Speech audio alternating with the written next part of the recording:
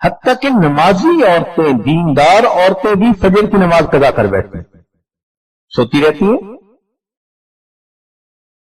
اور جب بات کرو تو بچوں کے بہانے، گھر کے کام کاج کے بہانے میں تھکی ہوئی تھی، آنکھ نہیں کھلتی، خامد کہ بھئی آپ نے فجر کی نماز نہیں پڑھی، آگے سے پھر یہ نہیں کہیں گی کہ غلطی ہوئی، نہیں، آپ کی بہن بڑی نمازیں پڑھتی ہے۔ اسی طرح بعض عورتیں زکوٰۃ کے معاملے میں غفلت کرتی ہیں، سونے پہننے کا شوق تو اتنا ہوتا ہے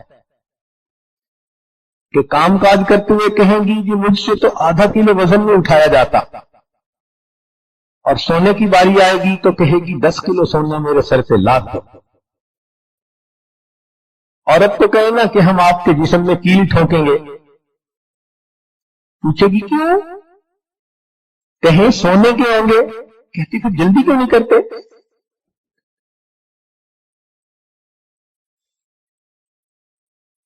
تو محبت سونے کی اتنی، لیکن زکوٰۃ دیتے وقت کیونکہ نقد پیسے نہیں ہوتے، کہتی ہیں جی ہم کیسے زکوٰۃ دیں؟ تو زکوٰۃ کے اندر غفلت کرنا جہنم میں جانے کا سبب۔ اب جن عورتوں پہ زکوٰۃ ہوتی ہے ان کو قربانی بھی کرنی ہوتی ہے، لیکن قربانی کے موقع پر اپنی طرف سے جانور کو قربان کروانا اس میں غفلت کرتی ہے۔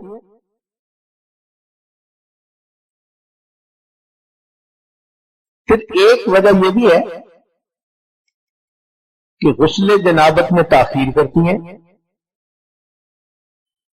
رات کو اگر ان پر نہانا فرض ہو گیا تو فجر کی نماز گئی، بہانہ کریں گی تو یہ سب گھر والوں کے سامنے میں کیسے نہا سکتی ہوں؟ بھائی فرض ہے، اللہ کا حکم ہے، فجر کی نماز کو اس قدر کیوں تم ہلکا سمجھ رہی ہو؟ اپنی مرضی ہوتی ہے تو آدھی رات کو اٹھ کے نہائیں گی، لیکن شریعت کا حکم اس میں تاخیر۔ اور پھر ان کو حیض، نفاس اور استحاضہ کے مسائل کا پورا پتہ بھی نہیں ہوتا، نہ پڑھتی ہیں نہ سیکھتی ہیں، حالانکہ اس میں بہت باریکیاں ہیں اور اس کو سیکھنا چاہیے۔ ہمیں تجربہ اس طرح سے ہوا کہ ایک مرتبہ گھر والوں نے یہ بات بتائی کہ آج ایک بچی جو ایم اے پڑھ رہی تھی مدرسے میں آئی اور کہنے لگی جی کہ میری امی میری شادی کرنا چاہتی ہے، تو میں اس لیے آئی ہوں کہ میں آپ سے غسل کے فرائض مسائل سیکھوں۔ تو انہوں نے آگے سے جواب دیا کہ عمر تو آپ کی ماشاءاللہ 23-24 سال لگتی ہے، کہنے لگی ہاں 23 سال عمر ہے، تو بھائی آپ تو 16 سال میں جوان ہوئی ہوں گی، تو آخر ہر مہینے غسل کرنا ہوتا ہوگا؟ کہنے لگی نہیں۔ اب سوچئے 16 سال کی عمر میں یہ بچی جوان ہوئی اور 23 سال کی عمر پہنچنے تک ایم اے تو پڑھ لیا، لیکن اس کو یہ بھی پتہ نہیں کہ ہر مہینے جو ایام کے بعد انسان کو غسل کرنا ہوتا ہے وہ فرض غسل ہوتا ہے۔ کہتے ہیں جی غسل کی تو اب ضرورت پیش آئے گی چونکہ شادی اب ہو رہی ہے، اس کا مطلب اس نے 7 سال ناپاکی کے اندر گزارے۔ پھر کئی مرتبہ ان کو شوق ہوتا ہے نیل پالش لگانے کا، جتنا مرضی منع کر لو لیپ لگاتی ہیں، حالانکہ نیل پالش کے لگانے سے نہ وضو ہوتا ہے نہ غسل ہوتا ہے، وہ تہ چڑھ جاتی ہے، لیکن یہ نیل پالش لگا کے پھرتی رہیں گی اور اسی طرح بے وضو نمازیں بھی پڑھتی رہیں گی۔ شریعت آپ کی مرضی کے مطابق بدل تھوڑا جائے گی، خود بدلتی نہیں، شریعت کو بدلنے کی کوشش کرتی ہے۔ اسی طرح شادی شدہ زندگی میں انسان کی جسمانی ضرورت کا بھی جنسی ضرورت کا بھی ایک سائیکل ہوتا ہے۔ نوبیاہ کا جوڑے آپس میں زیادہ جلدی ملتے ہیں، بڑھاپا آ جاتا ہے تو زیادہ وقفہ ہو جاتا ہے۔ لیکن شریعت کے تعلیمات کو دیکھیں تو یوں محسوس ہوتا ہے کہ ایک ہفتے کا وقفہ ایک مناسب وقفہ خیال کیا گیا ہے جس پر زندگی کا لمبا عرصہ انسان عمل کر سکتا ہے۔ اس لیے حدیث مبارکہ میں ہے جمعہ کا دن چونکہ شریعت کے مطابق ویکینڈ کا دن ہوتا ہے، چھٹی کا دن ہوتا ہے، تو فرمایا نبی علیہ السلام نے من غسل واغتسل یوم الجمعہ، جو خامن جمعہ کے دن خود بھی نہائے اور بیوی کو بھی نہلائے، تو اشارہ ہے کہ میاں بیوی آپس میں ملیں۔ ایک دوسری جگہ پر ہے کہ جو نہائے اور بیوی کی خوشبو لگائے۔ تو اس سے بھی اشارہ ملتا ہے کہ اس دن کا نہانا شریعت کی نظر میں صرف میل کچیل دور کرنا ہی نہیں بلکہ دل کے خیالات کو بھی پاکیزہ کرنا مقصود ہے۔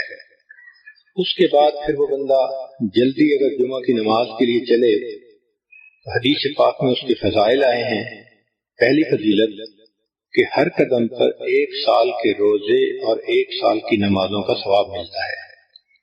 دوسری فضیلت کہ ایسا کرنے پر اللہ تعالیٰ خامن کو 2 ثواب دیتے ہیں، ایک اپنے غسل کا ثواب، ایک بیوی کے غسل کا ثواب۔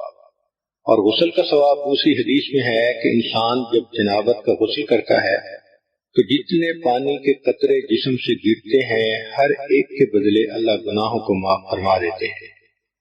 اور تیسرا انعام اللہ اس دن یہ دیتے ہیں کہ ایک جمعہ سے لے کے دوسرے جمعہ تک کے جتنے گناہ ہوتے ہیں اللہ تعالیٰ معاف فرما دیتے ہیں۔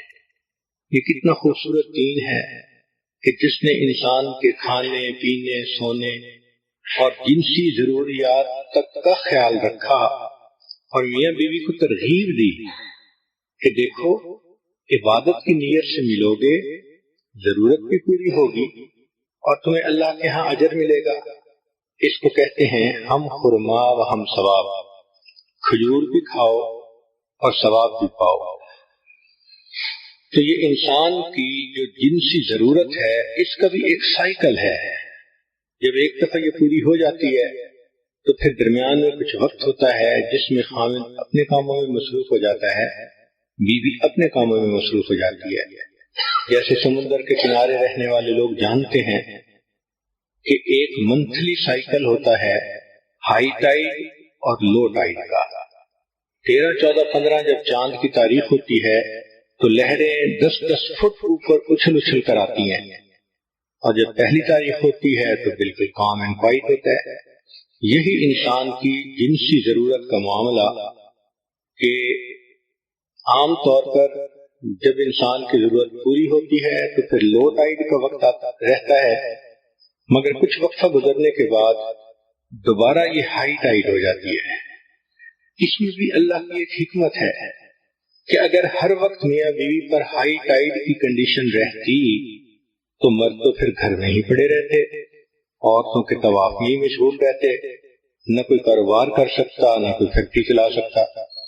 عورتوں کا بھی معاملہ اسی طرح کہ وہ بھی بچوں سے لاپرواہ ہوتی، ہر وقت خامن کی بغل میں گھسی رہتی۔ تو اللہ رب العزت نے کتنی خوبصورت زندگی دی ہے کہ جس میں ہر چیز کا خیال رکھا گیا۔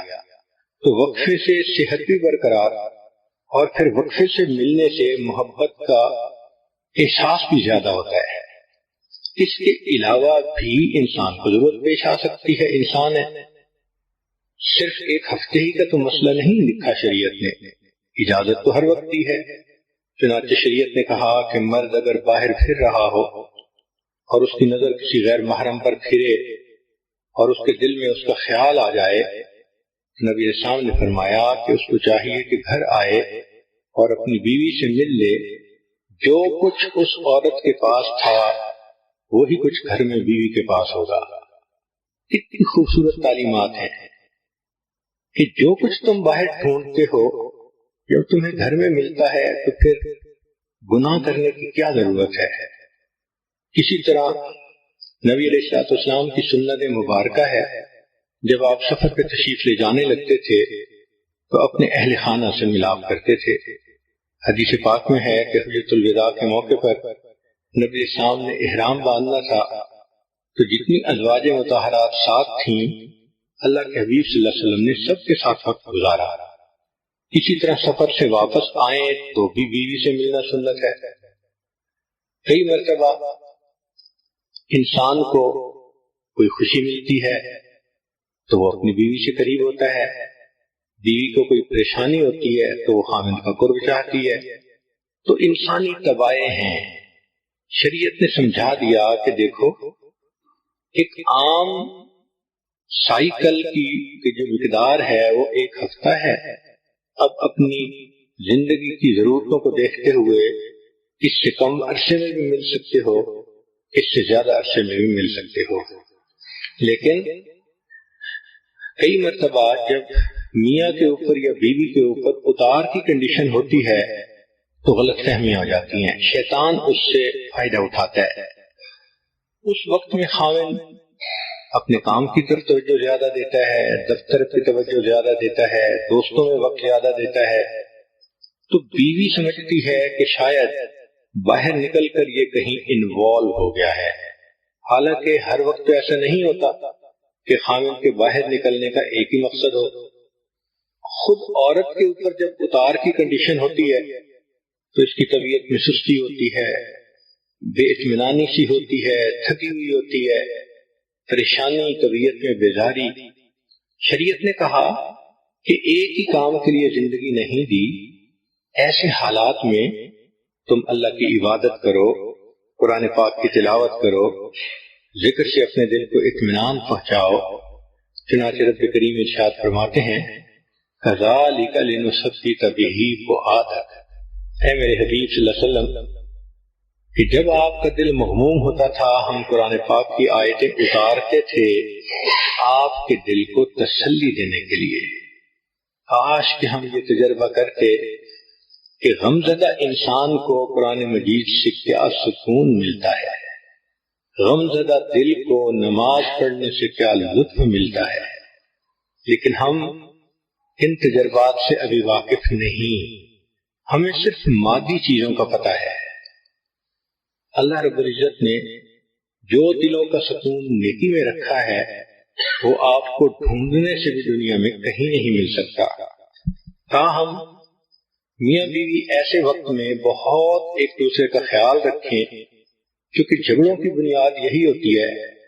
عورت کئی مرتبہ قریب ہونا چاہتی ہے، مرد جان چھڑاتا ہے، عورت باتیں کرنا چاہتی ہے، مرد چپ لگا جاتا ہے. تو عورت کی غلطی یہ کہ مرد کی اتار کی کنڈیشن میں خاموشی کو جدائی نہ سمجھے، اور مرد کی غلطی یہ کہ عورت اگر پریشان ہے اور باتیں شیئر کرنا چاہتی ہے تو complaining does not mean blaming. اگر وہ کوئی کمپلین کر رہی ہے تو وہ بلیم نہیں کر رہی، وہ حالات سنا رہی ہے، تو اس کو سن لینا چاہیے. بہرحال شادی شدہ زندگی میں میاں بیوی کو سمجھداری سے کام لینا چاہیے، اسی لیے تو یہ میچورٹی کا کام ہے. باہر بعض ملکوں کا قانون ہے کہ ووٹ دینے کی عمر 18 سال اور شادی کی عمر 21 سال. وجہ کیا؟ اس لیے کہ ملک چلانا آسان ہے اور بیوی کا گھر چلانا ایک مشکل کام. اور جب ان کو سمجھایا جائے تو آگے سے جو ہم نے تو جی ناز میں یہ بات کر دی تھی، بھئی کر تو دی تھی نا، زبان سے بات نکل تو گئی تھی، نام اعمال میں لکھی تو گئی تھی نا.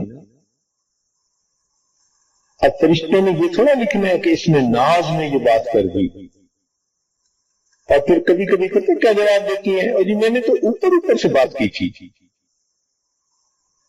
یہ اوپر اوپر کی بات میں آج تک سمجھ میں نہیں آئی. بھئی جب آپ کی زبان سے الفاظ نکلے خاوند کی ناشکری کے تو اوپر اوپر سے بات کا کیا مطلب؟ یہ سب شیطان کے بہکاوے ہیں.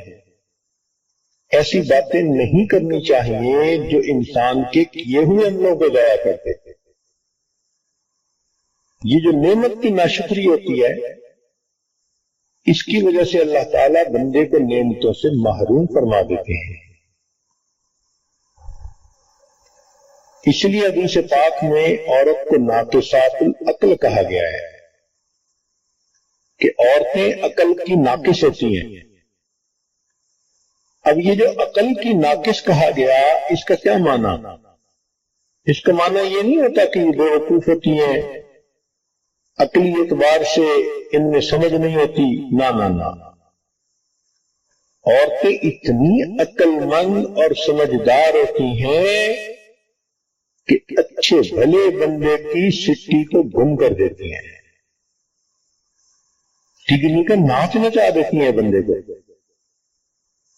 عام طور پر ہم نے دیکھا کہ بچیوں کے رزلٹ میں ان کے نمبر زیادہ ہوتے ہیں بنسبت بچوں کے، تو پھر ان کو کیوں ناقصات العقل کہا گیا؟ تو اس راز کو سمجھنے کی ضرورت ہے.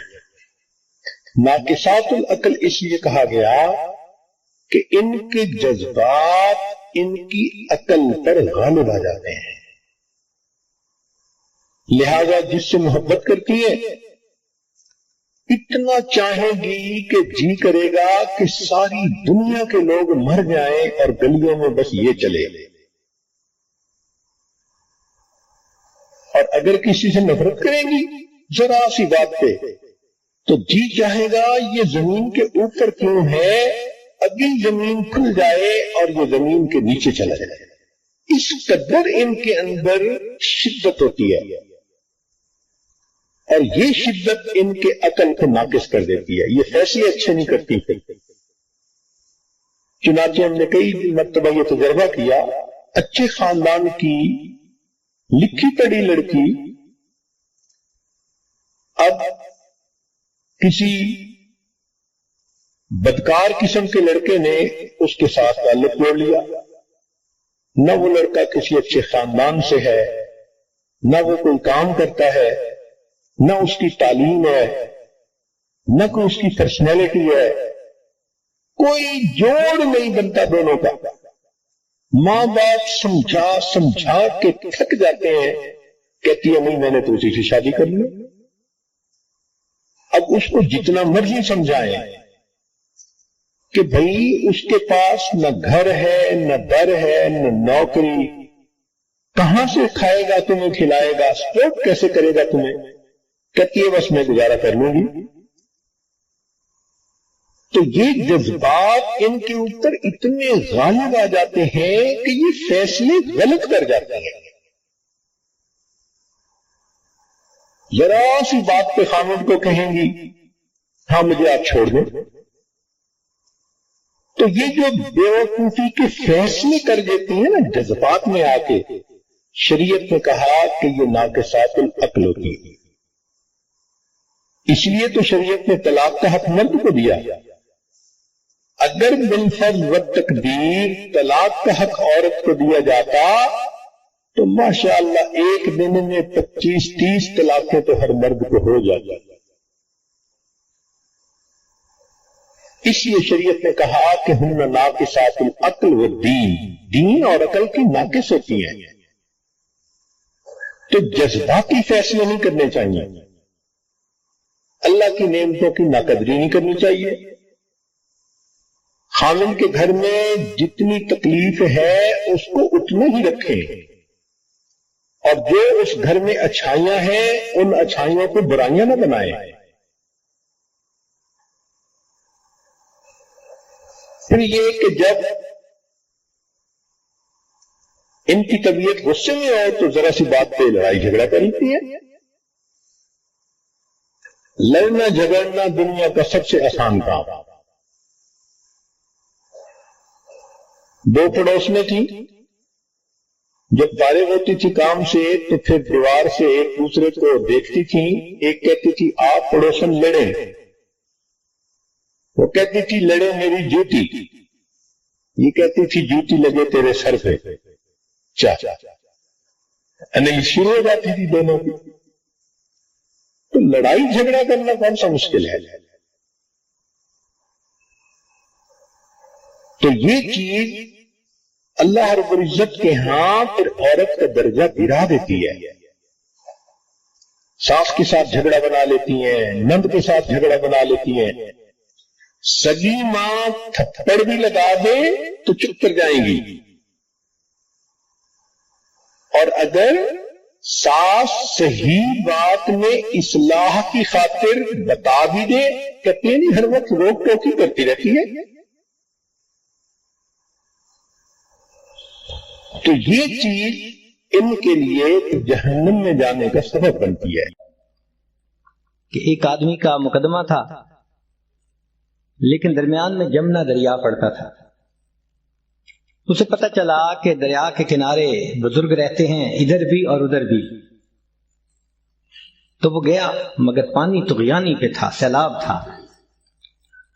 تو وہ اس بزرگ کے پاس آیا، حضرت مجھے کچھ ہیلپ کیجیے کہ میں دریا سے گزر جاؤں، کشتی بھی نہیں ہے اور جانا بھی ضروری ہے. انہوں نے کہا بھائی یہ کھانا دوسرے کنارے پہ جو بزرگ ہیں نا ان کو میری طرف سے پہنچا دو، اور دریا کو جا کے کہنا کہ مجھے اس بندے نے بھیجا ہے جس نے کبھی بیوی کے ساتھ ہم بستری کی ہی نہیں ہے. وہ حیران ہو گیا کہ بچے تو پھر رہے ہیں، باتیں کیا کر رہے ہیں. چلا گیا، یہی الفاظ کہے، دریا نے راستہ دے دیا. اب دوسرے بزرگ کے پاس گیا، اپنا کام کیا. انہوں نے ان کے سامنے بیٹھ کے کھانا کھایا. پھر کہنے لگا کہ حضرت وہ تو دریا میں سیلاب ہے، آپ کوئی مجھے دعا بتا دیں کہ مجھے بغیر کشتی کے دریا میں سے گزرنا موقع مل جائے. انہوں نے کہا جاؤ دریا کو کہہ دینا اس شخص نے بھیجا ہے جس نے کبھی کھانا ہی نہیں کھایا. وہ بڑا حیران کہ کھانا میرے سامنے برتن خالی کر دیے اور کہتے ہیں جس نے کبھی کھانا نہیں کھایا. تو جا کے جب یہی الفاظ کہے تو دریا نے راستہ دے دیا. اب وہ پہلے بزرگ کے پاس آیا، کہنے لگا حضرت آپ نے فرمایا تھا کہ اس شخص کی طرف سے تجھے پیغام کہ جس نے کبھی بیوی کے ساتھ ہم بستری ہی نہیں کی، اور قدرتاً یہ بات کرتے ہوئے آواز اونچی تھی اور بیوی پردے میں سن رہی تھی. اس نے بولنا شروع کر دیا کہ کیا یہ میرے اوپر بہتان لگاتے ہیں؟ آخر یہ بچے جو پھر رہے ہیں یہ کس کی اولاد ہے؟ تو انہوں نے کہا کہ دیکھو میں نے جب بھی ہم بستری کی نیت یہ کی کہ اس کا حق ہے میرے اوپر شریعت کی روح سے، میں اس کا حق ادا کرنا چاہتا. میں نے کبھی اپنی لذت کی نیت ہی نہیں کی. تو اگرچہ میں اس عمل سے گزرا مگر ایسے جیسے میں نے عمل کیا ہی نہیں ہے. اور ان بزرگوں نے کھانا کھایا تو اس نیت سے کھایا کہ میری جان کا میرے اوپر حق ہے اور اس کو غذا کی ضرورت ہے، میں غذا دے رہا ہوں. انہوں نے انجوائے کرنے کی نیت سے کھانا نہیں کھایا، ایسا ہی ہے انہوں نے کھانا کھایا ہی نہیں. تو نیت کے ٹھیک ہونے سے آپ سوچئے عمل کی کتنی ترتیب بدل جاتی ہے. علماء نے لکھا ہے عورت گھر میں کھانا بنا رہی ہے، اب وہ شوربہ بنانے کے لیے پانی ڈالنا چاہتی ہے، تو وہ صرف نیت کر لیتی ہے کہ ہو سکتا ہے کوئی مہمان آ جائے، اور ایک گھونٹ پانی صرف وہ زیادہ ڈال دیتی ہے اس نیت کے ساتھ. اگرچہ اس گھر میں کوئی مہمان نہ آیا، اس عورت کو مہمان کا کھانا پکانے کا ثواب مل جائے گا. تو نیت بہت اہم ہے، اس کے اوپر انحصار ہے اعمال کا. اور یہ بھی ذہن میں رکھیں کہ بسا اوقات انسان عمل کرتا ہے بغیر نیت کے، اس کا ثواب نہیں ملتا. مثال کے طور پہ ایک بندہ عشاء کے وقت کھانا کھائے اور اگلے دن کھانے کی فرصت ہی نہ ملے، اور وہ مغرب کے بعد کھانا کھائے تو اس کو روزے کا ثواب نہیں ملے گا، حالانکہ اس نے سارا دن نہ کھایا نہ پیا نہ بیوی کا مسئلہ. تو حالت تو دیکھنے میں روزے دار والی تھی لیکن نیت روزے کی تو نہیں تھی نا. تو نیت کے نہ ہونے کی وجہ سے اگرچہ عمل نظر آتا ہے مگر اس کا ثواب اس کو نہیں ملے گا. نیت ہونا ضروری. اب اس کی ذرا تفصیل سنیے. اکثر و بیشتر لوگوں کی عادت ہے کہ رات کو سوتے ہوئے اپنے کپڑے بدل کے سوتے ہیں، نائٹ سوٹ پہن لیتے ہیں. چنانچہ جو آدمی عادتاً ایسا کر لے اس کو ثواب نہیں ملتا، اس لیے کہ اس نے عادت کی وجہ سے ایسا کیا. ہاں کوئی بندہ اگر وہ پہنتے ہوئے نیت کرے کہ نبی علیہ الصلوۃ والسلام کی عادت مبارکہ تھی آپ رات کو کپڑے بدلا کرتے تھے، میں اس لیے کپڑے بدل کے سو رہا ہوں، اب کپڑوں کا بدلنا اس کے لیے عبادت بن جائے گا۔ تو ہم اپنی عادت کو عبادت بنانے کی کوشش کریں۔ دوسری مثال، اکثر لوگوں کی عادت ہوتی ہے جب بچہ بیبی ہو اور سامنے آئے اس کو اٹھاتے ہیں، پیار کرتے ہیں، کس کرتے ہیں۔ ایک باپ کو اللہ نے شفقت دی ہے وہ ایسا عمل کرتا ہے، عادتاً کریں گے ثواب نہیں ملے گا، اور اگر پیار کرتے ہوئے یہ نیت کریں گے کہ نبی علیہ السلام نے فرمایا ریح الولد من ریح الجنہ، کہ باپ جب اپنے بیٹے کو بوسہ دیتا ہے تو بیٹے کے جسم کی جو مہک ہوتی ہے وہ جنت کی خوشبوؤں میں سے ہے۔ اب اگر بوسہ دے گا تو بوسہ دینا عبادت بن جائے گا۔ تو ہمیں اپنی عادتوں کو اپنی عبادت بنانا چاہیے، اور جو کام بے نیت کے ہم کرتے ہیں ان میں نیت کرنی چاہیے۔ ارشاد باری تعالی ہے وَمِنْ آیَاتِهِ أَنْ خَلَقَ لَكُم مِّنْ أَنفُسِكُمْ أَزْوَاجًا لِتَسْكُنُوا إِلَيْهَا، اور اللہ تعالیٰ کی یہ نشانیوں میں سے ہے کہ اس نے تم سے تمہارے لیے جوڑا بنایا تاکہ تم اس سے سکون حاصل کرو۔ شادی کیا ہوتی ہے؟ ایک مرد اور ایک عورت کے درمیان شرعی گواہوں کی موجودگی میں اللہ کے نام پر معاہدہ ہونا، اس کو شادی کہتے ہیں۔ یہ جو ایگریمنٹ ہوتا ہے، نکاح ہوتا ہے، یہ اللہ کے نام پر ہوتا ہے۔ اللہ تعالیٰ ہی کا نام اتنا اچھا ہے کہ وہ حرام کو حلال کر دیتا ہے۔ آپ دیکھیں، قربانی کے جان پر اللہ کا نام نہ لیا جائے تو وہ حرام۔ اسی طرح مرد اور عورت کے تعلق کے درمیان اللہ کا نام آئے گا تو عورت حلال ہوگی، وگرنہ دونوں کا ملنا ایک دوسرے کے ساتھ حرام ہوگا۔ قربان جائیں اس پروردگار کے نام پر کہ جس کا نام اتنی برکتوں والا، فرمایا وَاتَّقُوا اللَّهَ الَّذِي تَسَاءَلُونَ بِهِ وَالْأَرْحَامَ۔ دیکھا، اللہ کے نام پر عورت مرد کے لیے حلال ہوتی ہے، مرد عورت کے لیے حلال ہوتا ہے۔ تو اس شادی خانہ آبادی میں اس اللہ کو نہ بھولیں جس پروردگار کی وجہ سے دونوں میاں بیوی بنے۔ نکاح سے پہلے دونوں ایک دوسرے کے لیے غیر محرم تھے۔ لڑکے کے لیے لڑکی کو دیکھنا حرام، لڑکی کے لیے لڑکے کو دیکھنا حرام۔ اتنی اجنبیت ہوئی، اللہ کا نام درمیان میں آیا، اتنے قریب ہو گئے کہ اب وہ بیوی سب اپنوں سے بڑی اپنی بن گئی، شریکہ حیات بن گئی۔ اس لیے شادی کے مقاصد ذہن میں رکھنے ضروری ہیں کہ یہ ایک بندھن ہے جو ایک مرد اور عورت کے درمیان ہوتا ہے گواہوں کی موجودگی میں اللہ کے نام پر۔ کہتے ہیں کہ wedding ring are the world smallest handcuffs, کہ یہ جو ویڈنگ کی رنگ ہوتی ہے یہ دنیا کی سب سے چھوٹی ہتھکڑی ہوتی ہے، دونوں ایک بندھن میں بندھ جاتے ہیں۔ قرآن مجید میں اللہ تعالیٰ فرماتے ہیں وَأَخَذْنَ مِنْكُمْ مِيثَاقًا غَلِيظًا، اور وہ تم سے ایک پکا عہد لے چکی ہیں، کمٹمنٹ لے چکی ہیں۔ چنانچہ شادی کے مقاصد میں سب سے پہلا مقصد ہے گناہوں سے بچنا۔ خاوند بیوی کے ذریعے گناہوں سے بچے اور بیوی خاوند کے ذریعے سے گناہوں سے بچے، یہ شادی کے مقاصد میں سے سب سے پہلا مقصد ہے۔ اور دوسرا مقصد ہے ایمان کو مکمل کرنا، کیونکہ نبی علیہ السلام نے ارشاد فرمایا النکاح نصف الایمان، نکاح آدھا ایمان۔ شادی سے پہلے انسان جتنا ہی نیک بن جائے ابھی آدھے ایمان پر عمل کر رہا ہے، نکاح ہونے کے بعد اب ایمان کی تکمیل ہو جاتی ہے۔ اس لیے اللہ تعالیٰ بندے کے اعمال کا اجر بڑھا دیتے ہیں۔ حدیث مبارکہ میں ہے کہ شادی سے پہلے ایک نماز پڑھیں تو ایک نماز کا ثواب، اور شادی ہونے کے بعد ایک نماز پڑھیں تو 21 نمازوں کا ثواب، اور بعض روایات میں 42 نمازوں کا ثواب۔ تو اعمال کا اجر بڑھ جاتا ہے۔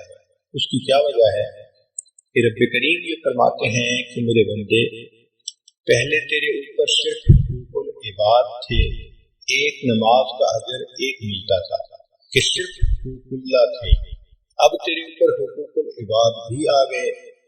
ان حقوق العباد کو پورا کرتے ہوئے جب تم میرے حقوق کو بھی پورا کرو گے، میں پروردگار اعمال کی قیمت بڑھا دوں گا۔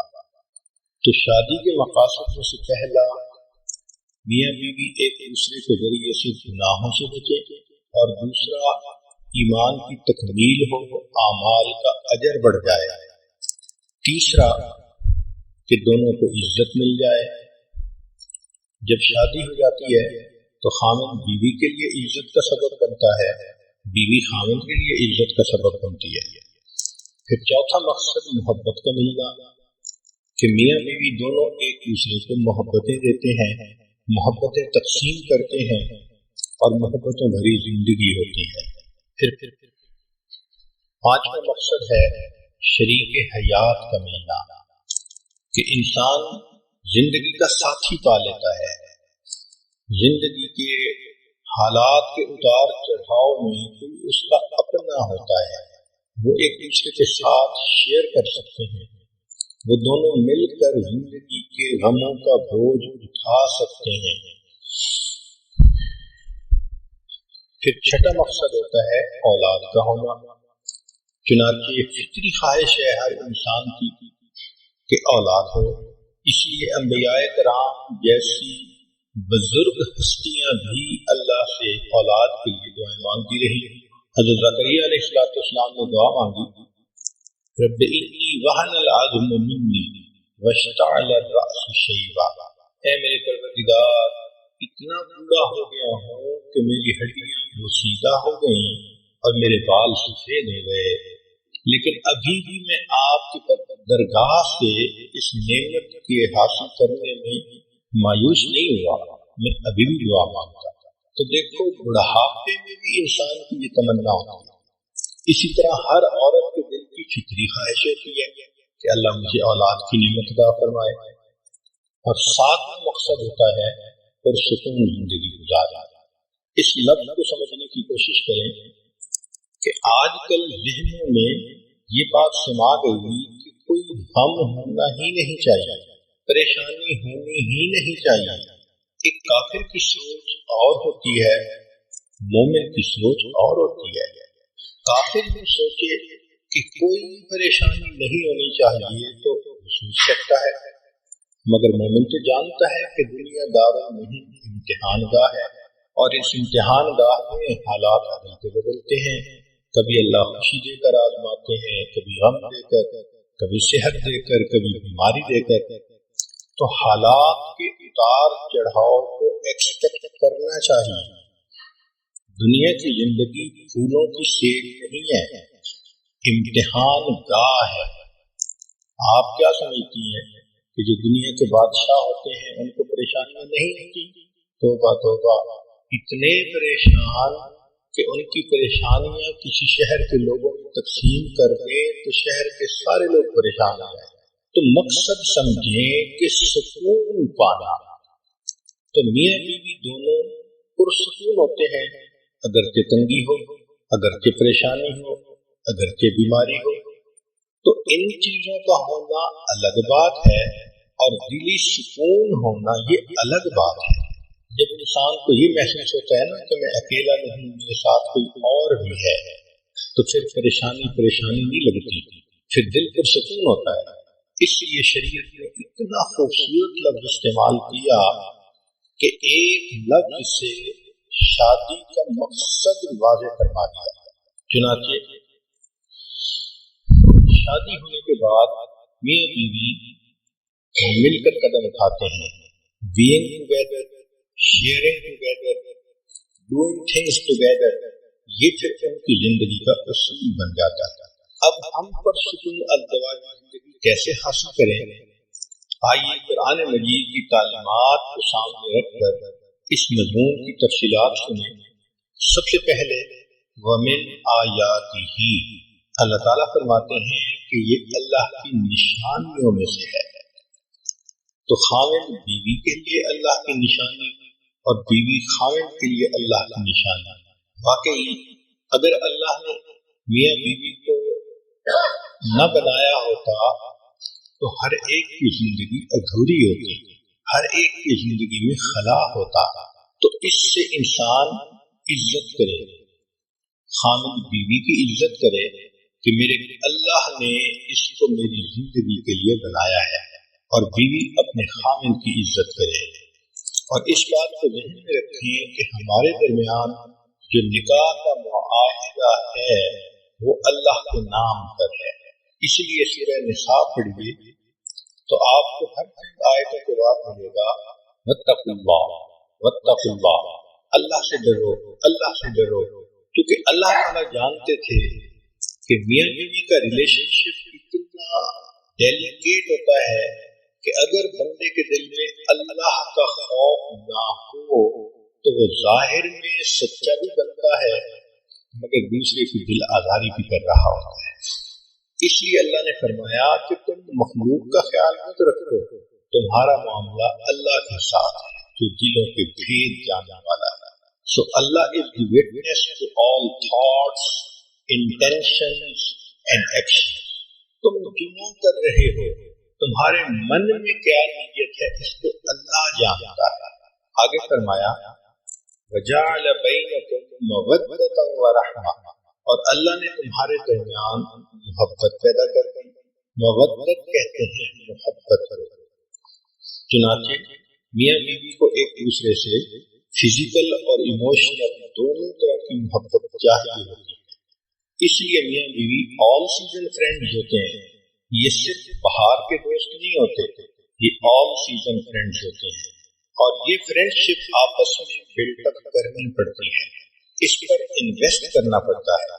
جتنا ایک دوسرے کی خاطر انویسٹمنٹ کریں گے اتنا یہ محبت مضبوط ہوتی چلی جائے گی۔ ایک دوسرے کو ٹائم دینا، ایفرٹس دینا، کیئر دینا، سپورٹ دینا، ایک دوسرے کے کام کرنا، ایک دوسرے کی ضروریات زندگی میں دلچسپی لینا، اس سے شادی کا بندھن مضبوط ہو جاتا ہے۔ یوں سمجھ لیں کہ میاں بیوی کا ایک ایموشنل بینک اکاؤنٹ ہوتا ہے، جتنا وہ اس کے اندر ان پٹ ڈالتے رہتے ہیں اتنا ان کی شادی پرسکون ہوتی ہے۔ Love is directly proportional to investment, جس چیز پر جان مال وقت لگتا ہے اس کی محبت دل میں آتی ہے، یہ اصول ہے۔ اس کی مثال سن لیجیے، ماں بیٹے کے اوپر کتنی انویسٹمنٹ کرتی ہے۔ 24 گھنٹے کی خادمہ، پہلے کھلاتی ہے بعد میں کھاتی ہے، پہلے پلاتی ہے بعد میں پیتی ہے، پہلے بچے کو سلاتی ہے بعد میں خود سوتی ہے۔ کتنی تھکی ہوئی کیوں نہ ہو، بچے کی آواز آنے پر فوراً اٹھ کھڑی ہوتی ہے اور بچے کی ضرورت کو پورا کرتی ہے۔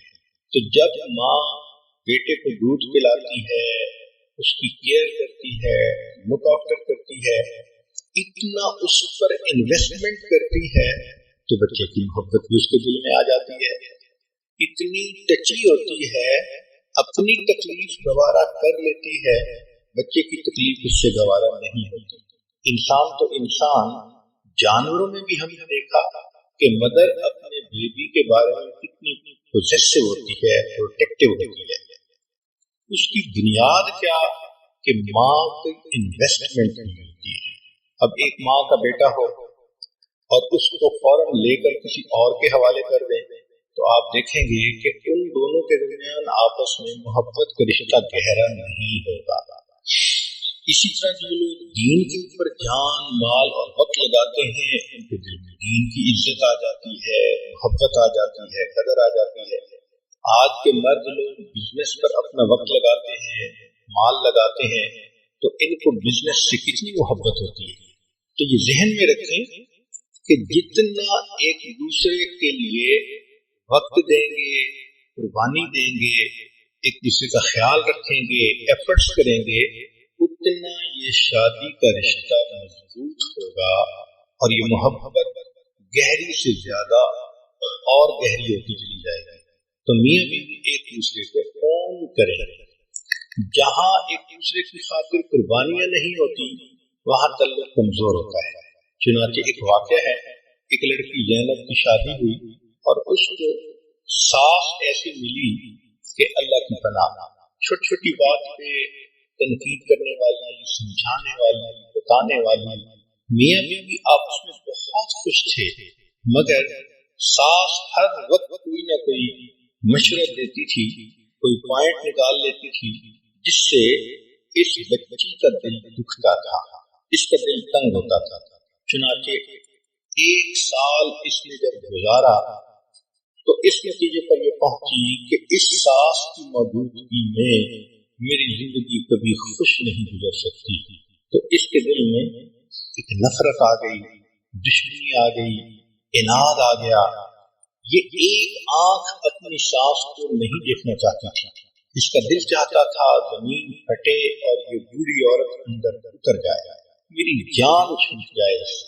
ایک دن یہ بیمار تھی تو حکیم کے پاس گئی دوائی لینے کے لیے، تو وہاں اس کے دل میں شیطان نے یہ بات ڈالی کہ کیوں نہ حکیم صاحب سے میں کوئی ایسی دوائی لے لوں کہ جس کی وجہ سے میری ساس مر ہی جائے، میری جان چھوٹ جائے۔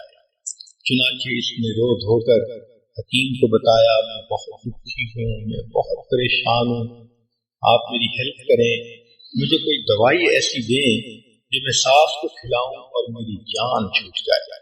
حکیم سمجھدار تھا، اس نے کہا بہت اچھا، میں تمہیں دوائی تو دے دیتا ہوں، لیکن ایک بات ذہن میں رکھنا کہ اگر ایسی دوائی دی کہ فوری اثر کرے تو تمہارے نام لگ جائے گا، تمہارے اوپر لوگ شک کریں گے، تم اس کے قتل کرنے والی بن جاؤ گی۔ اس نے کہا ہاں بات تو ٹھیک ہے۔ تو حکیم نے کہا کہ میں ایک ایسی دوائی دیتا ہوں کہ جو سلو پوائزن ہے، اس میں 1 سال لگے گا اور 1 سال میں یہ عورت اندر سے اتنی کمزور ہو جائے گی کہ مر ہی جائے گی۔ وہ بہت خوش ہو گئی کہ اچھا آپ ایسی دوائی مجھے دے دیں۔ چنانچہ حکیم نے ایک دوائی دے دی اور کہا کہ اس کو وقتاً فوقتاً کھلاتی رہنا اور 1 سال کا عرصہ ہے، تمہاری جان چھوٹ جائے گی۔ اب دلہن سمجھتی تھی کہ میرا مسئلہ حل ہو گیا، مگر حکیم صاحب نے ایک مشورہ اور دیا کہ دیکھو، چونکہ یہ کام آپ خود کر رہی ہو تو دنیا آپ کو مجرم نہ سمجھے، اس لیے اب کوشش کرو کہ اس بوڑھی کی خدمت زیادہ کرو، اس کے قریب ہو جاؤ، اس کو اپنا بنانے کی کوشش کرو، تاکہ دنیا والے بھی یہ دیکھیں کہ تم تو اس کو بہت اہمیت دیتی تھی، خدمت کرتی تھی، اچھا وقت گزارتی تھی، تو تمہارے اوپر کوئی شک بھی نہیں کرے گا۔ اس کی یہ بات بھی اچھی لگی، چنانچہ یہ آئی۔ اب اس نے اس کو اپنی ساس کو دوائی دینی شروع کر دی، مگر ایک تبدیلی یہ آئی کہ اس نے ساس کو اب ذرا زیادہ وقت دینا شروع کر دیا، ان کی خیال رکھتی، ان کی بات مانتی، ان کا دل خوش کرنے کی کوشش کرتی کہ تاکہ ساس بھی کہے کہ اس نے مجھے بہت محبت کی اور خامد بھی یہی سمجھے کہ میری بیوی نے تو اس کی خدمت کرنے میں کوئی کمی نہیں چھوڑی۔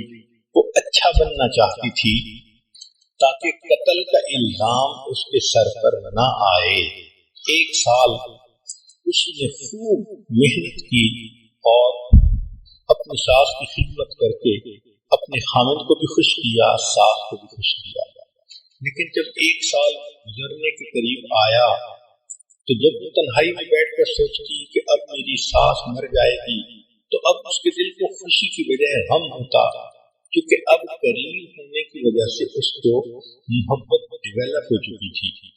چنانچہ 1 سال کے بعد وہ روتی ہوئی پھر حکیم کے پاس آئی اور کہنے لگی کہ پلیز آپ مجھے اس زہر کا کوئی اینٹی ڈوٹ دے دیں، میں نہیں چاہتی کہ میری ساس مرے، وہ اتنی میرے ساتھ اچھی ہو گئی ہے، میں اس کے ساتھ اتنی کمفرٹیبل فیل کرتی ہوں کہ میں نہیں چاہتی کہ وہ فوت ہو۔ جب اس نے یہ کہا تب حکیم صاحب نے بتایا کہ بہت اچھا، میں نے اس کو زہر نہیں دی تھی، ایک عام دوائی دے دی تھی تاکہ تمہارے دل کو تسلی رہے کہ زہر دی جا رہی ہے، لیکن جو میں نے تمہیں نصیحت کی تھی کہ ساس کی خدمت کرو، وقت دو، اس کی بات مانو، اصل تو یہ بنیاد تھی۔ پہلے تم نے انویسٹمنٹ کوئی نہیں کی ہوئی تھی، تمہیں اس کی بات بری لگتی تھی، وہ تمہیں سمجھاتی تھی تمہارے فائدے کی نیت سے اور تمہیں زہر چڑھتا تھا۔ اب جب تم نے اپنے آپ کو سمجھا کر اس کی خدمت کرنی شروع کر دی تو اب تمہارے درمیان محبت پیدا ہو گئی۔ پریشان نہ ہونا، تمہاری ساس ابھی نہیں مرے گی، اپنی طبعی زندگی گزارے گی۔ اب اس لڑکی کی آنکھوں سے پھر آنسو آ گئے، یہ غم کے آنسو نہیں تھے، یہ خوشی کے آنسو تھے۔ تو سوچئے کہ عورت اگر تھوڑا سا اپنے دل کو صبر دے اور پھر خدمت کرے، محبتیں تقسیم کرے تو حالات خود بخود ٹھیک ہو جاتے ہیں۔ جو مخالف ہوتے ہیں وہ بھی موافق ہو جاتے ہیں۔ ساس پہلے بھی اچھا چاہتی تھی، سمجھاتی تھی، لیکن یہ سینسیٹیو بہت ہو گئی تھی، بات نہیں سننا چاہتی تھی۔ اب جب اس نے اس کی بات سننی شروع کر دی تو ساس بھی بیٹیوں کی طرح اس سے محبت کرنے لگ گئی۔ چنانچہ اس لڑکی اور اس کی ساس کے درمیان محبت مثالی محبت بن گئی۔ اللہ اکبر کبیرہ۔ تو اس لیے میاں بیوی کے درمیان کی جو محبت ہوتی ہے وہ بھی انویسٹمنٹ ہوتی ہے۔ بیوی خامن کے لیے اپنا ٹائم انویسٹ کرے اور خامن اپنی بیوی پر انویسٹمنٹ کرے تو یہ محبت پھر مضبوط سے مضبوط تر ہوتی جائے گی۔ دوسری بات شریعت نے کہی مودۃ و رحمہ، اور تمہارے درمیان نے رحمت کو رکھ دیا۔ دیکھیں جوانی میں میاں بیوی کی محبت میں ایک دوسرے کی جنسی ضرورت کا بھی عنصر شامل ہوتا ہے، لہذا اگر میاں بیوی جھگڑا بھی کریں، ناراض بھی ہوں تو شام کو پھر دونوں اکٹھے ہوتے ہیں، خامن کو بیوی کی ضرورت، بیوی کو خامن کی ضرورت۔ لیکن جب بڑھاپا آ جاتا ہے تو اس وقت یہ جنسی ضرورت کا پہلو نہ ہونے کے برابر ہو جاتا ہے، تو اس وقت تو ایک دوسرے کے ساتھ اگر جھگڑا ہو تو نفرتیں پکی ہو جاتی ہیں۔ شریعت کی خوبصورتی دیکھیے کہ اللہ رب العزت نے ایک دوسرا لفظ استعمال کیا کہ تمہارے درمیان مودت بھی رکھ دی اور رحمت بھی رکھ دی۔ رحمت کہتے ہیں کہ اب تم ایک دوسرے کے ساتھ جو زندگی کا اتنا عرصہ گزار چکے، اب اس کی قدردانی کرو اور اس کی وجہ سے ایک دوسرے کے ساتھ درگزر کا معاملہ کرو۔ تو رحمت is to give without asking to return، اس کو رحمت کہتے ہیں۔ یعنی جو آپ اپنی جوانی کے میں ایک دوسرے کے لیے انویسٹمنٹ کر چکے ہیں اس کو آنر کریں، اس کا احساس کریں۔ خامن یہ سوچے جب یہ میرے پاس آئی تھی، چھوٹی عمر تھی، خوبصورت تھی، اب اتنے بچوں کی ماں بن گئی، اب اس کی وہ صحت نہ رہی، وہ خوبصورتی نہ رہی، اس نے تو اپنی لائف ہی انویسٹ کر دی، تو اس کی قدر ہونی چاہیے۔ بیوی بھی سوچے کہ میرے خامن نے مجھے سایہ دیا، مجھے گھر دیا، مجھے عزت دی، یہ میرے اتنے بچوں کا باپ ہے، اب اگر یہ بڑھاپے میں ذرا سینسیٹیو طبیعت کا مالک بن بھی گیا ہے تو کوئی بات نہیں، مجھے برداشت کرنا چاہیے۔ تو رحمت کا لفظ سبحان اللہ ایک دوسرے کی قدردانی کرنا اور گزرے ہوئے وقت کا لحاظ کرنا۔ چنانچہ ایک آدمی جو دفتر کے اندر اچھی پوسٹ پر تھا، اس کے دفتر میں ایک لڑکی سیکرٹری بنی جس کا نام لیلی تھا۔ تھوڑے دنوں کے بعد یہ افسر صاحب اس لڑکی کے ساتھ برے تعلق کے اندر گرفتار ہو گئے۔ اب اس کے دماغ میں ہر وقت وہ لڑکی سمائی ہوئی ہوتی اور اس کا جی چاہتا کہ بس میں ابھی شادی کروں۔ لڑکی کی روایت یہ تھی کہ تم پہلی بیوی کو طلاق دو پھر میں شادی کروں گی۔ چنانچہ اب اس نے گھر میں آ کر اپنی खुशियों भरी शादी शुदा जिंदगी को खुद खराब करना शुरू कर दिया।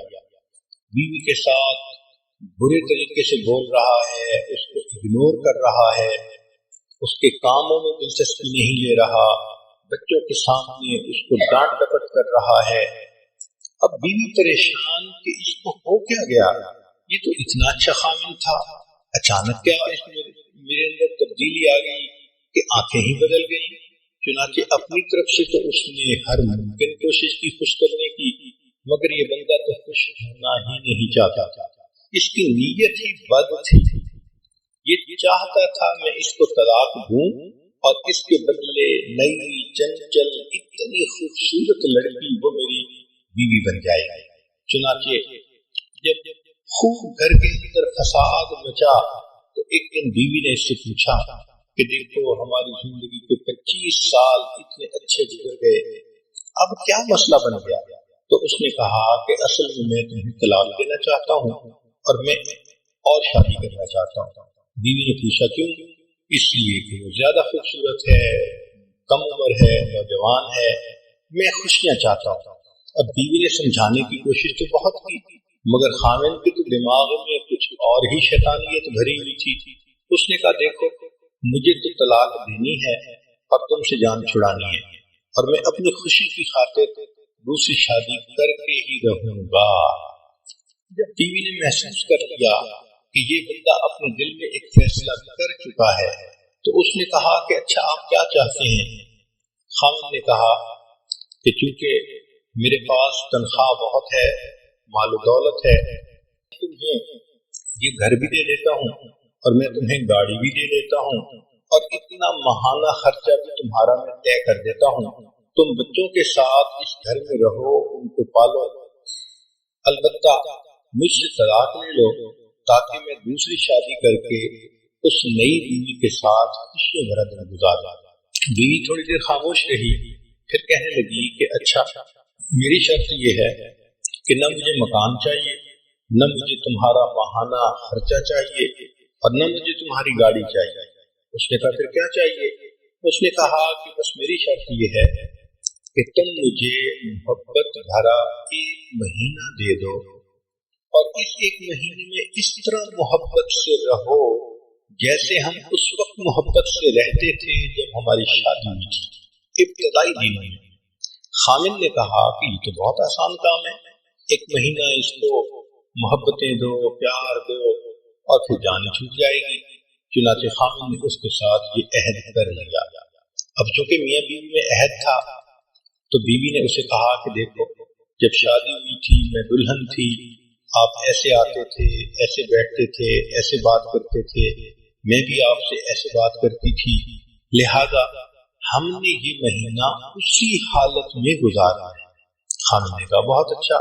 चुनांचे दोनों ने आपस में खूब गर्मजोशी का इजहार किया, मोहब्बतों का इजहार किया, मेल मिलाप किया, बातें की, बैठे और जैसे हनीमून का वक्त होता है दोनों ने इस तरह वक्त फारिग कर लिया।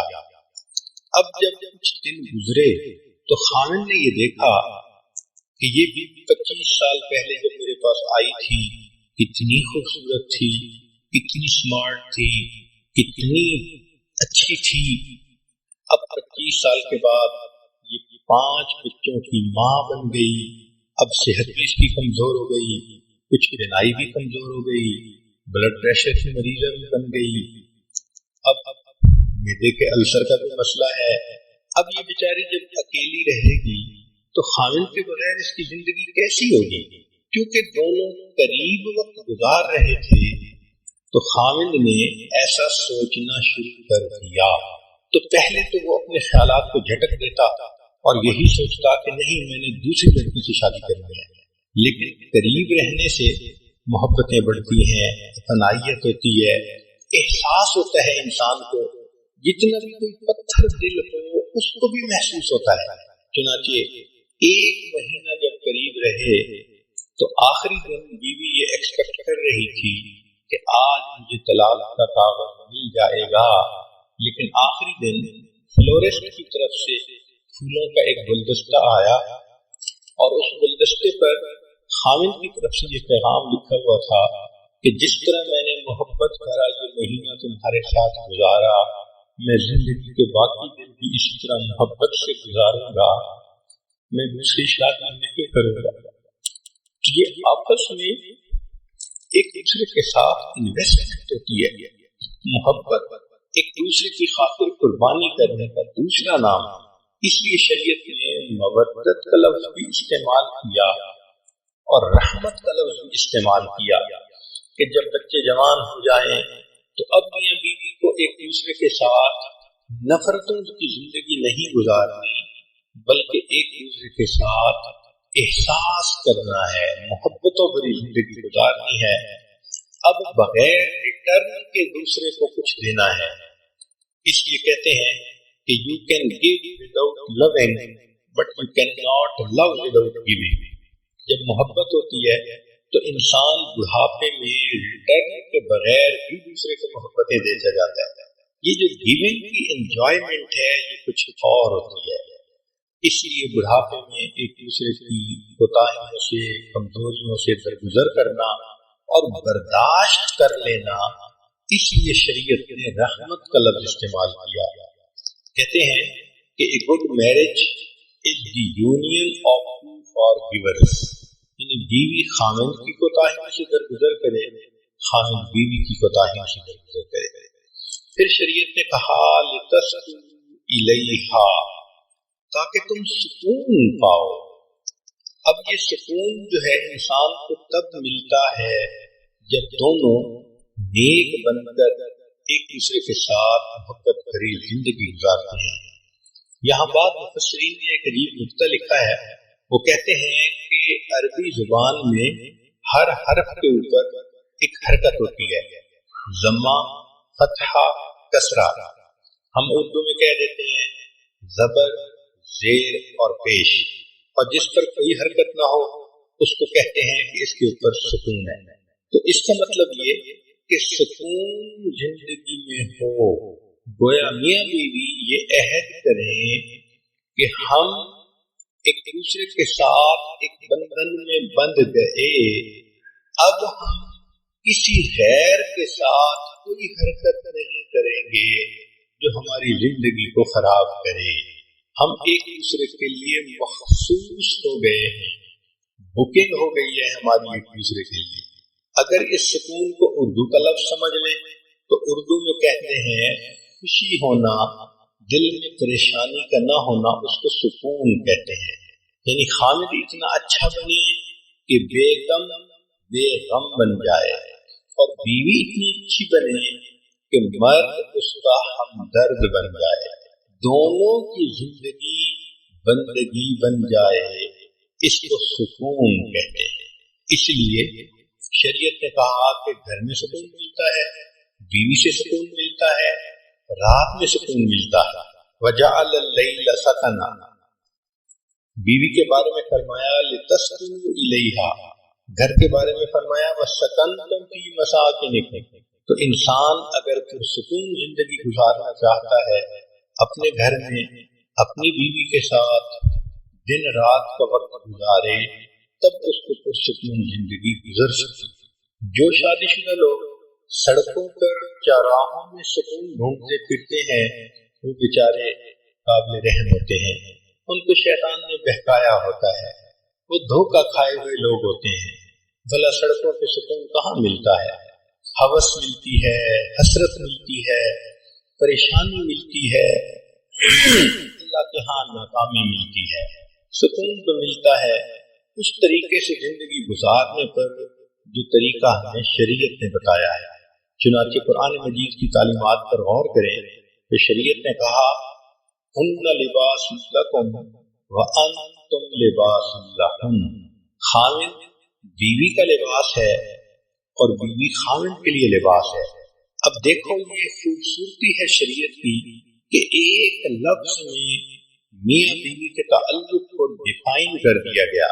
دنیا کے بڑے بڑے ادیبوں سے پوچھا گیا کہ میاں بیوی کے تعلق کو تم ذرا قلم کے ذریعے سے واضح کرو، تو کسی نے کہا میاں بیوی زندگی کے دو ساتھی ہیں، کسی نے کہا گاڑی کے دو پہیے ہیں، کسی نے کچھ کہا، کسی نے کچھ کہا۔ مگر جو ان کے درمیان صحیح تعلق تھا اس کو وہ فکروں میں بھی واضح نہ کر سکے. قرآن مجید کی خوبصورتی دیکھیے، ایک فکرہ نہیں، ایک لفظ کے اندر حقیقت کھول دی. خامن کو بیوی کا لباس کہا، بیوی کو خامن کا لباس کہا. نکتہ کیا ہے کہ لباس سے انسان کے عیب چھپتے ہیں، بیوی کے عیب خامن کی وجہ سے چھپتے ہیں، خامن کے عیب بیوی کی وجہ سے چھپتے ہیں. پھر سردی گرمی میں انسان کپڑوں سے اپنا بچاؤ کرتا ہے، اسی طرح زندگی کی سردی گرمی میں بیوی خامن کے ذریعے سے پروٹیکشن لیتی ہے، خامن کو بیوی کے ذریعے سے پروٹیکشن ہوتی ہے. پھر انسان کپڑے پہنتا ہے تو خوبصورت نظر آتا ہے. عورت کی تو بات ہی اور ہے کہ اللہ نے اس میں بہت حیا رکھی ہوتی ہے. مرد ہی کو سوچ لیں کہ اگر اس کو کوئی کہہ دے کہ ہم تمہیں بے لباس کر دیں گے تو مرد کا جی چاہتا ہے کہ زمین پھٹ جاتی، میں اندر اتر جاتا اس سے پہلے کہ میرا لباس کوئی میرے جسم سے اتارے. تو لباس کے بغیر انسان دوسرے کے سامنے آنا گوارا نہیں کرتا، لباس سے اس کو زینت ملتی ہے. تو میاں بیوی بھی ایک دوسرے کا لباس ہے، ایک دوسرے کی زینت ہے. اور پھر ایک اور اچھا اور خوبصورت معنی مفسرین نے یہ بھی بیان کیا کہ انسان کے جسم کے سب سے زیادہ قریب اس کا لباس ہوتا ہے. آپ غور کریں تو لباس سے زیادہ تو انسان کے قریب اور کچھ نہیں ہوتا. لباس جسم کے ساتھ چپکا ہوا ہوتا ہے، اس طرح جسم ساتھ ہوتا ہے. تو شریعت نے کہا کہ دیکھو جس طرح لباس تمہارے جسم کے قریب ہے، اس طرح شادی ہونے کے بعد میاں خامن کے میاں بیوی کے اتنا قریب اور بیوی خامن کے اتنا قریب، دونوں لباس کی طرح ایک دوسرے کے ساتھ اکٹھے ہیں، دونوں ایک ہیں. اس لیے کہتے ہیں کہ chains do not hold a marriage together, it is threads, hundreds of tiny threads which sew husband and wife together through years. سال گزرتے ہیں، میاں بیوی ایک دوسرے کے ساتھ محبتوں بھری زندگی گزارتے تو یہ سوئی دھاگے کے جیسے ٹانکے لگ جاتے ہیں اور چیز جڑ جاتی ہے. اس طرح میاں بیوی کے دل جڑ جاتے ہیں.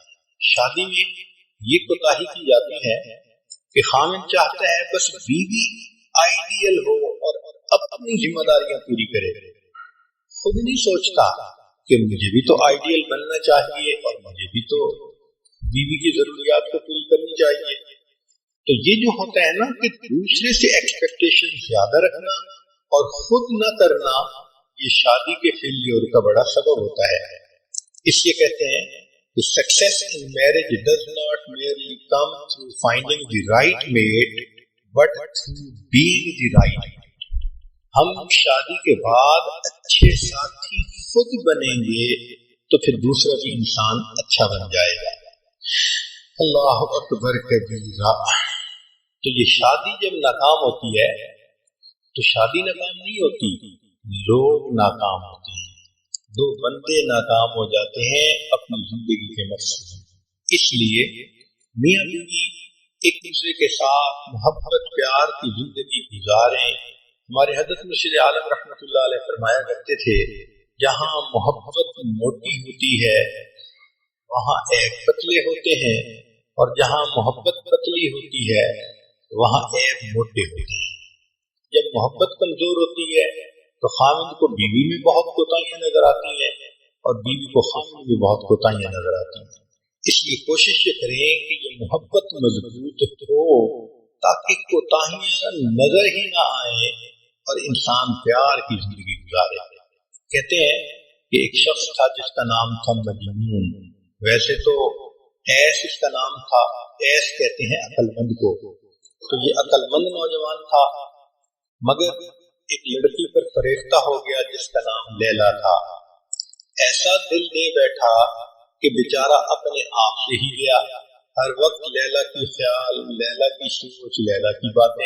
چنانچہ اس کے تذکرے بہت لوگوں میں مشہور ہو گئے.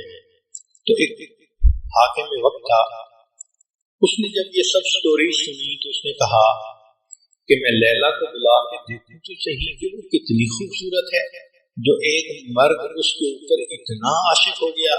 جب اس نے اس کو بلایا تو دیکھا کہ وہ تو عام ایوریج لڑکی کی طرح تھی، تو اس نے اسے کہا کہ تو اتنی خوبصورت تو نہیں ہے۔ تو فارسی میں شاعر نے اس کے یوں کہا کہ از دیگر خوباں تو افزون نیستی، کہ تو باقی نازنینوں سے زیادہ خوبصورت نہیں، وقت خامش کیوں تو مجنون نیستی۔ لیلا نے جواب دیا خاموش رہو، یہ بات تم اس لیے کر رہے ہو کہ تم مجنون نہیں ہو، میرا حسن دیکھنے کے لیے مجنون کی آنکھ چاہیے۔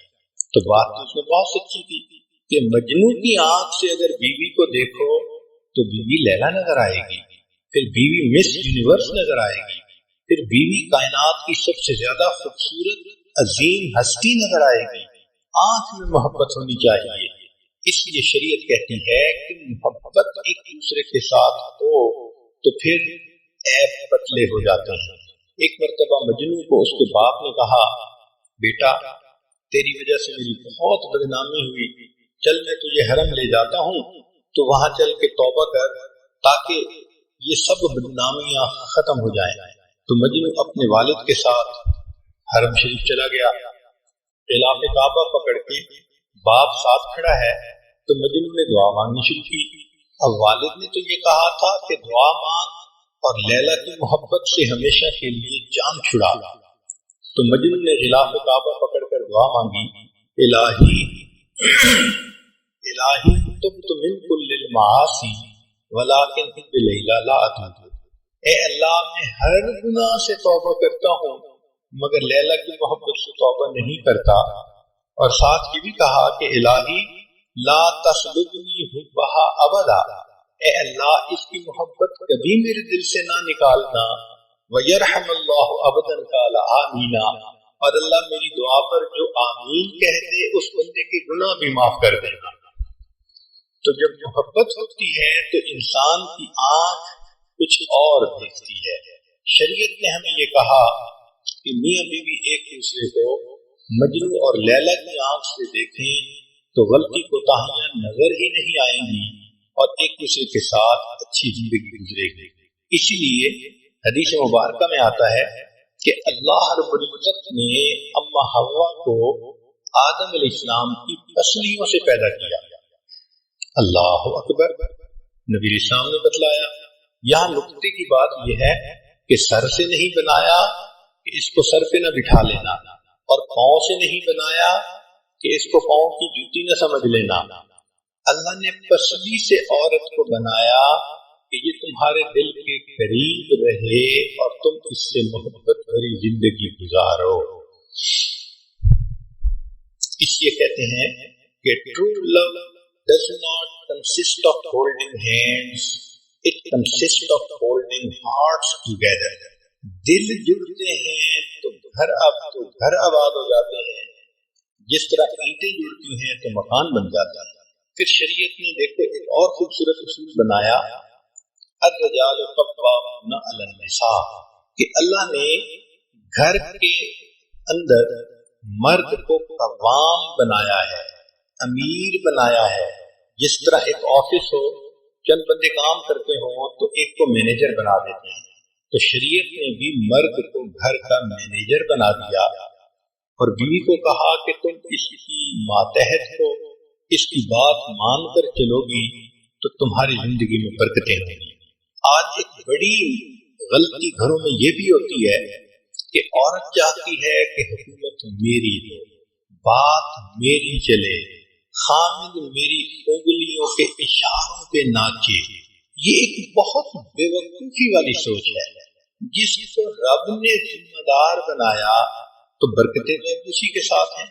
اس لیے ایک دوسرے کے ساتھ آرگومنٹس کرنا اور اپنی برتری کو ثابت کرنے کی کوشش کرنا، میرے فیصلے زیادہ بہتر ہوتے ہیں، میں زیادہ پڑھی لکھی ہوں، میں زیادہ اچھی ہوں، میرا آئی کیو لیول، یہ سب بے وقوف کی باتیں ہیں۔ بھئی آپ سب کچھ ہو مگر وہ مرد آپ کا امیر ہے، اور مامور کی کامیابی امیر کی اطاعت میں ہوتی ہے۔ اللہ تعالیٰ تو یہ دیکھیں گے کہ تم نے خامد کی فرمانبرداری کتنی کی۔ اس لیے life is short, don't make it shorter by argument. کیا ضرورت ہے جھگڑوں میں پڑنے کی، پرسکون زندگی گزارے. ایک واقعہ سن لیجیے. خالد رضی اللہ عنہ ایک صحابی ہیں، ان کی بیوی کا نام ہے رملہ، اور یہ رملہ حضرت زبیر رضی اللہ عنہ کی بیٹی تھی. عبداللہ ابن زبیر رضی اللہ عنہ کی بہن تھی. اسماء رضی اللہ عنہ جو صدیق اکبر عنہ کی بیٹی ہیں، یہ ان کی بیٹی تھی. چنانچہ رملہ اور خامد آپس میں اچھی زندگی گزار رہے تھے، مگر ان کے خامد خالد رضی اللہ عنہ کو عبداللہ ابن زبیر رضی اللہ عنہ سے کوئی رنجش تھی. وہ کہتے تھے کہ اس کی طبیعت میں سختی زیادہ ہے، یہ دوسرے بندے کی بات کو وزن نہیں دیتے. چنانچہ ایک موقع پہ دونوں اکٹھے تھے گھر میں، یعنی خالد رضی اللہ عنہ بھی تھے اور عبداللہ ابن زبیر رضی اللہ عنہ بھی آ گئے. تو دونوں میں کچھ بات ہوئی تو خالد رضی اللہ عنہ نے کچھ غصے سے اپنے جذبات کا اظہار کر دیا. عبداللہ ابن زبیر رضی اللہ عنہ نے جواب بھی دیا. تو گویا دو مردوں کے درمیان کچھ ہاٹ ورڈ جو تھے وہ ایکسچینج ہوئے. رملہ خاموشی کے ساتھ ایک طرف بیٹھی رہی. جب عبداللہ ابن زبیر چلے گئے تو خامد نے بیوی کو کہا کہ تمہارا خامد اور تمہارا بھائی آپس میں بحث کر رہے تھے اور تم آرام سے ایک طرف بیٹھی رہی، کیا مسئلہ تھا؟ تو رملہ نے کہا ہم عورتیں ہیں، اللہ نے ہمیں پھول بنایا ہے کہ تاکہ ہمارے خامد ہماری خوشبو سے لذت اٹھائیں، ہمیں ان جھگڑوں میں پڑنے کی کیا ضرورت ہے. اتنا خوبصورت جواب تھا کہ خالد لانو اٹھے اور انہوں نے بیوی کے ماتھے پہ بوسہ دیا اور ان کا غصہ ہی ختم ہو گیا. تو عورتوں کو تو ان جھگڑوں میں اور ان چیزوں میں پڑنے کی ضرورت ہی نہیں ہے. خامد کا دل جیتیں، محبتوں بھری زندگی گزاریں اور اللہ کی مقبول بندی بن کر وقت گزاریں. قرآن مجید پر نظر دوڑائیے تو قرآن مجید نے ایک اور خوبصورت اصول بتایا. فرمایا وَعَاشِرُوهُنَّ بِالْمَعْرُوفِ کہ خامدو تم اپنی بیویوں کے ساتھ اچھے سلوک کی زندگی گزارو. مفسرین نے لکھا ہے کہ اللہ رب العزت نے بیویوں کی سفارش کی ہے خامدوں کو، اور نبی اسلام نے بھی سفارش فرمائی.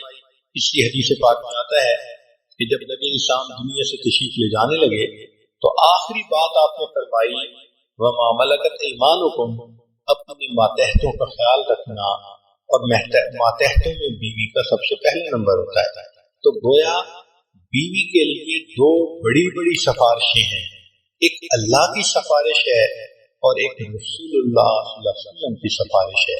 اب جس کے دل میں اللہ کی قدر ہے، نبی اسلام کی قدر ہے، وہ تو اس سفارش کا خیال رکھے گا اور اس کی وجہ سے اپنی بیوی کو بہت محبتیں دے گا، بہت پیار سے رکھے گا.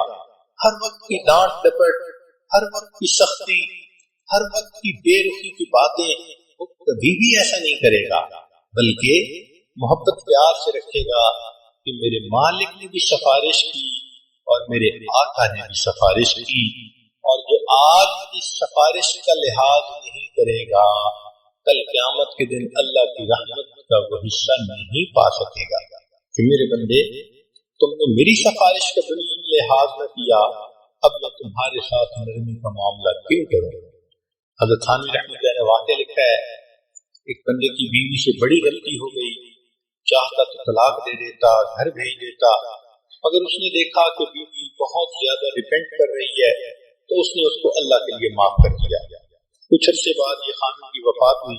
خواب میں کسی نے دیکھا تو پوچھا کیا ہوا، تو اس نے کہا اللہ کے حضور پیشی ہوئی، اللہ رب العزت نے فرمایا تم نے اپنی بیوی کو میری بندی سمجھ کے معاف کیا تھا، آج میں تمہیں اپنا بندہ سمجھ کے معاف کر دیتا.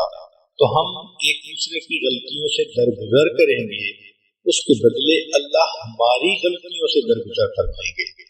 تو کامیاب ازدواجی زندگی کے لیے دو نقطے کی باتیں ذرا ذہن میں رکھ لینا. ایک تو یہ کہ شادی کے بعد میاں بیوی کو اپنی ایک لینگویج ڈیولپ کر لینی چاہیے، اس کو کہتے ہیں لینگویج آف میرج. ایک دوسرے کو محبت کی نظروں سے دیکھنا، مسکرا کے دیکھنا، پیار بھرے لفظ ایک دوسرے کو ایکسچینج کرنا، اشارے کرنا، یہ سب کے سب مل ملا کر ایک لینگویج بنتی ہے جس کو لینگویج آف میرج کہتے ہیں. جس میاں بیوی کے درمیان یہ لینگویج ڈیولپ نہیں ہوئی ان کی زندگی کبھی پرسکون نہیں گزر سکتی. تو ایک تو میاں بیوی میرج کی لینگویج کو ڈیولپ کریں، اشارے کنائے ہوں. میاں بیوی کے اشارے کنائے تو ایسے ہوتے ہیں کہ شاعر نے لکھ دیا میانے عاشق و معشوق رمزیز کرامن کاتبی راہ خبر نیز، کہ میاں بیوی کے درمیان ایسے اشارے ہوتے ہیں کہ فرشتوں کو بھی پتہ نہیں چلتا، وہ میسج پاس آن کر جاتے ہیں.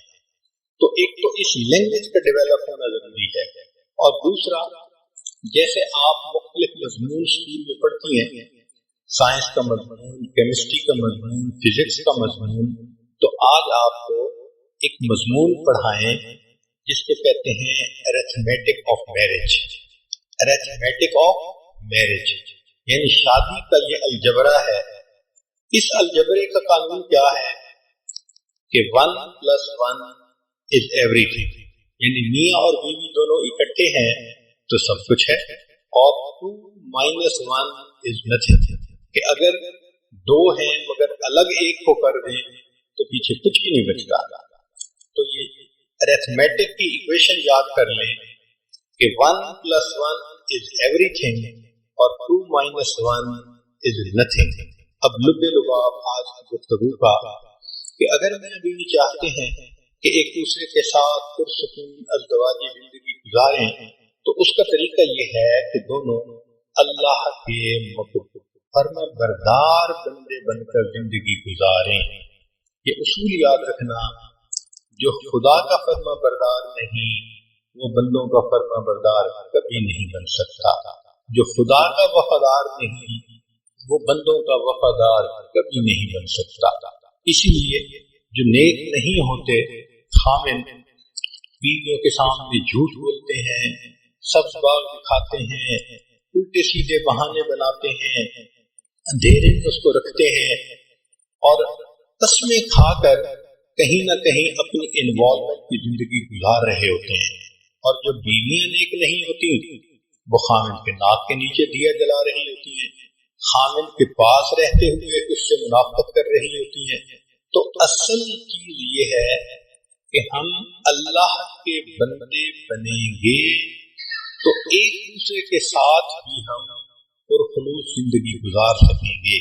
لہذا ازدواجی زندگی کامیاب گزارنے کے لیے دونوں نیک بن جائیں تو محبتیں گہری ہو جاتی ہیں.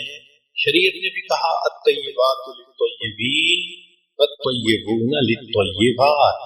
عورت اس چیز کو سمجھنے کی کوشش کرے کہ نیکی کے اندر مقناطیسیت ہوتی ہے.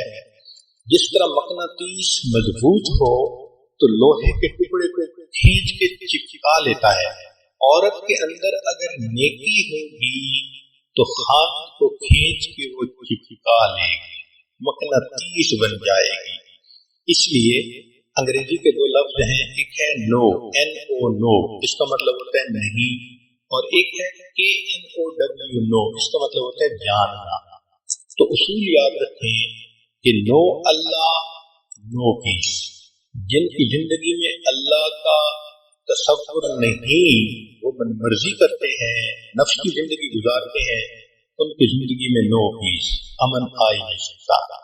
نو اللہ KNOW، اللہ کو جانو گے تو یو ول نو پیس، پھر تمہیں اللہ تعالیٰ امن کی زندگی بھی عطا فرما دیں گے. تو نیکی پہ اگر میاں بیوی متفق ہو جائیں تو زندگی پرسکون گزرتی ہے. عورتوں کو چاہیے خود بھی نیک بنے، گھر کے ماحول کو بھی نیکی والا بنائیں، اپنے میاں کو بھی نیکی کی طرف کھینچ لیں. جتنا وہ اللہ کے قریب ہوتا جائے گا اتنا اپنی بیوی کو بھی دل کے قریب کرتا چلا جائے گا. اس لیے کہنے والے نے کہا کہ پیشانی بغیر جھومر کے بھی اچھی لگ سکتی ہے اگر اس پر سجدوں کے نشان ہو، آنکھیں بغیر سرمے کے خوبصورت لگ سکتی ہیں اگر ان میں حیا ہو، پلکیں بغیر مسکارے کے اچھے لگ سکتی ہیں اگر شرم سے جھکی ہوئی ہوں، اور قد بغیر ہیل والی جوتی کے بھی اونچا ہو سکتا ہے اگر انسان کی شخصیت میں بلندی ہو. اپنی شخصیت میں بلندی پیدا کریں، اپنے اخلاق کردار کے اندر عظمت پیدا کریں، یہ اصل حسن ہے جو پوری زندگی انسان کے پاس رہتا ہے۔ میں بات ختم کرتا ہوں ایک شاعر کے اشعار پر۔ کیا اچھے شعر اس نے کہے، اگر تم حسن چاہو تو میرے چہرے پہ مت جاؤ، اگر تم حسن چاہو تو میرے چہرے پہ مت جاؤ کہ چہرے بجھ بھی جاتے ہیں، میری قامت کو مت دیکھو کہ قامت ٹوٹ جاتی ہے، طلب ہے حسن کی تو پھر میری گہرائی میں جھانکو۔ میرے اندر جو انسان ہے وہ سب سے خوبصورت ہے، کہ جو اندر کا انسان ہے جب یہ خوبصورت بن جاتا ہے تو پھر انسان آپس میں بھی ایک دوسرے کے ساتھ محبتوں بھری زندگی گزارتا ہے اور اللہ کا بھی مقبول اور پسندیدہ بندہ بن جاتا ہے۔ چنانچہ سیدنا عمر خطاب رضی اللہ عنہ کے پاس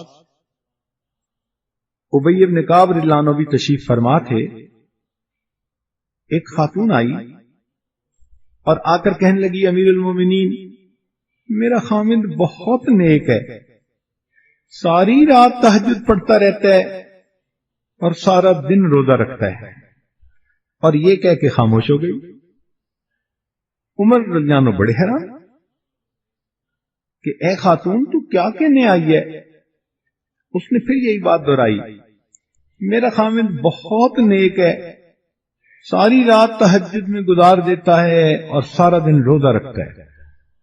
اس پر ابی بن کعب رضی اللہ عنہ بولے اور کہنے لگے، امیر المومنین، اس عورت نے اپنے خامد کی بڑے اچھے الفاظ میں شکایت کی ہے۔ کیسے شکایت کی؟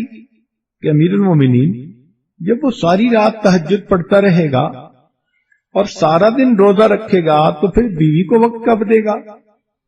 تو یہ کہنے آئی ہے کہ میرا خامد نیک تو ہے، مجھے وقت نہیں دیتا۔ تو عمر رضی اللہ عنہ بڑے حیران ہوئے۔ چنانچہ انہوں نے خامد کو بلایا تو اس نے کہا کہ ہاں میں مجاہدہ کرتا ہوں، یہ کرتا ہوں، وہ کرتا ہوں۔ چنانچہ انہوں نے فرمایا کہ دیکھو، شرعاً تمہارے اوپر ضروری ہے کہ تم اپنی بیوی کے ساتھ وقت گزارو، ہنسی خوشی اس کے ساتھ رہو، اور کم از کم ہر 3 دن کے بعد اپنی بیوی کے ساتھ ہم بستری کرو۔ تو خیر وہ میاں بیوی تو چلے گئے۔ تو عمر رضی اللہ عنہ نے پوچھا ابی بن کعب رضی اللہ عنہ سے کہ آپ نے یہ کنڈیشن کیوں لگائی کہ ہر 3 دن کے بعد بیوی سے ملاپ کرو؟ انہوں نے کہا کہ دیکھیں، اللہ رب العزت نے مرد کو زیادہ سے زیادہ 4 شادیوں کی اجازت دی، تو اگر 4 شادیاں بھی کسی کی ہوں تو 3 دن کے بعد پھر بیوی کا دن تو آتا ہے نا۔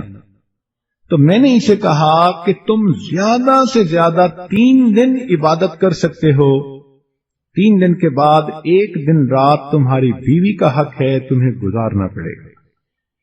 تو دیکھو شریعت بھی انسان کو کیا خوبصورت باتیں بتاتی ہے۔ نبی علیہ الصلوۃ والسلام اپنے اہل خانہ کے ساتھ بہت محبت پیار سے رہتے تھے، ان سے ان کی دل لگی کی باتیں کرتے تھے۔